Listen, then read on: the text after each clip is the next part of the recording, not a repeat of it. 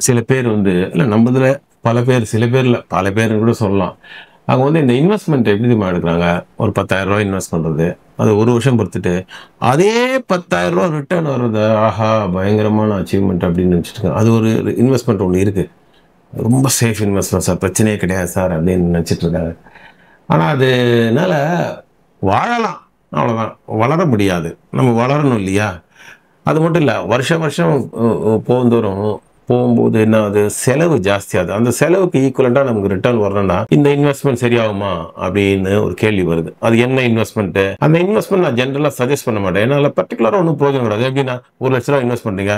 1 வருஷம் பொறுத்து கிட்டத்தட்ட அதே ரூ. 1,00,000வோ இல்ல 99,000 சம்திங்கோ அந்த மாதிரி ரிட்டர்ன் வர்ற மாரி இன்வெஸ்ட்மென்ட்ல நம்ம பண்ணிட்டு இருக்கோம். ரொம்ப சேஃப்ன்னு நினைச்சுட்டு. அது ஒரு சரியான வழி கிடையாது. அது என்ன ஏதுன்னு நான் எக்ஸ்பிளைன் பண்றேன். எக்ஸ்பிளைன் பண்ணிட்ட அப்புறம் தான் உங்களுக்கு தெரியும். ஆஹா! இனிமே அதில இன்வெஸ்ட் பண்ணாம இருக்கிறது நல்லது இல்லையா? அப்படின்னு உங்களுக்கு தோணும். ஓகேங்களா? கொஞ்சம் வெயிட் பண்ணுங்க. வீடியோ ரிலீஸ் ஆன உடனே உங்களுக்கே தெரியும். பாய்.